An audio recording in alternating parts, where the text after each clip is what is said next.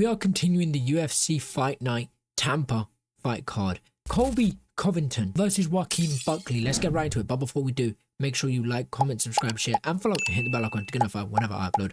Also, this Saturday we will be streaming the fight card, so be there. Let's go. Today we have Vitor Petrino versus Dustin Jacoby. Jacoby is 19-9-1. His country's United States. He stands at 6'3" tall. He weighed at 204.5 pounds in his last win, has a reach of 76 inches and a leg reach of 45 inches. While Vitor Petrino, on the other hand, is 11-1. His country's Brazil. He stands at 6'2" tall. He weighed at 222.70 in his last win, has a reach of 77.5 inches and a leg reach of 42.5 inches. Vitor Petrino has a 1.5-inch reach advantage. Dustin Jacoby has a 2.5-inch leg reach advantage and a 1-inch height advantage. He also has more wins, more losses, and more draws over Petrino. So he's got the experience, but Petrino only has 1 loss, while Jacoby has 9. Not too much to go off of here except the experience. Jacoby has more, Petrino has less, but Petrino only has 1 win. So this could be a very difficult fight for Jacoby, but maybe his experience can trump what Petrino has to offer him. But let's move on to win buys to see how they've got it done in their previous fights. Vitor Petrino has a 78% KO TKO, 0% submission, 22% decision with an average fight time seen at 10 minutes and a knockdown average of 1.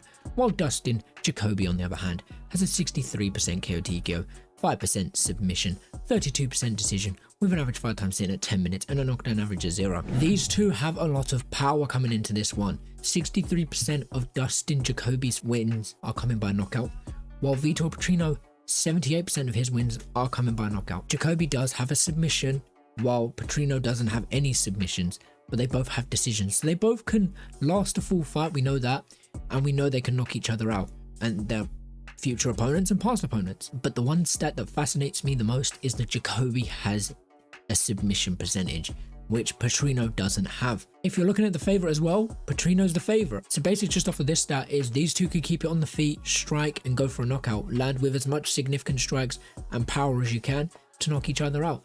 Jacoby can get it down and go for a submission, but let's not go into any of that yet. Let's move on to significant strikes to see how they performed on the feet in their previous fight. With Dustin Jacoby having an average of 6 punches landed per minute, a 47% significant strikes percentage, an average of 4 punches absorbed per minute with a defense of 57%. While Vitor Petrino, on the other hand, had an average of 3 punches landed per minute, a 45% significant strikes percentage, an average of 3 punches absorbed per minute with a defense of 45%. These are always my favorite stats, the grappling and the significant strikes, because this starts to open up game plans for each fighter. Dustin Jacoby landed more in his last fight, had a tiny bit higher significant strike percentage, but with the amount of strikes that he landed, it's a bit disappointing seeing what the percentage was. 47%, it's not good. He absorbed a bit more. He absorbed nearly double what Petrino absorbed. His defense was a little bit better, but his opponent had good output. His opponent was landing and had good output, while Jacoby had good output, but when he landed, he wasn't landing with full power. Petrino, on the other hand,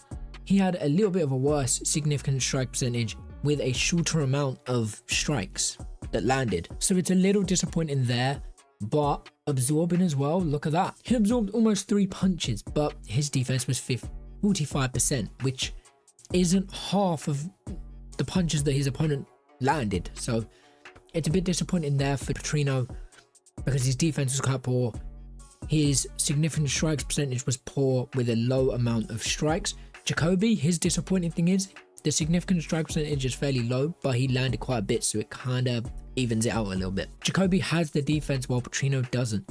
This could be very difficult for Petrino if he hasn't upped his defense, worked on his defense in the training, because Jacoby, we've seen he has the knockout power. Petrino also has the knockout power. They both need very good defense if they're going to keep it on the feet.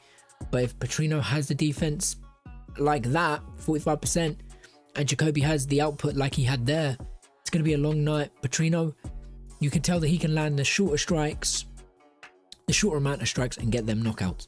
But let's move on to the grappling, see how they performed in the grappling in their previous fights. With Dustin Jacoby having an average of 0 takedowns, 25% takedown accuracy, 60% takedown defense with a submission average of 0, while Vitor Petrino, on the other hand, had an average of 4 takedowns, a 66% takedown accuracy, a 71% takedown defense, and a submission average of 1. That's what shocks me, is Petrino does have the takedowns, he has the submission attempts, he has the takedown accuracy and he has the takedown defense. Obviously, takedown defense, we need to forget that for a minute. But looking at the grappling itself, he got a bunch of takedowns. He had very good takedown accuracy and his submission average was okay. But he hasn't had a single submission in any of his fights. But Jacoby, his takedown accuracy was poor. His takedown average was okay. Comparing it to the accuracy, it was poor.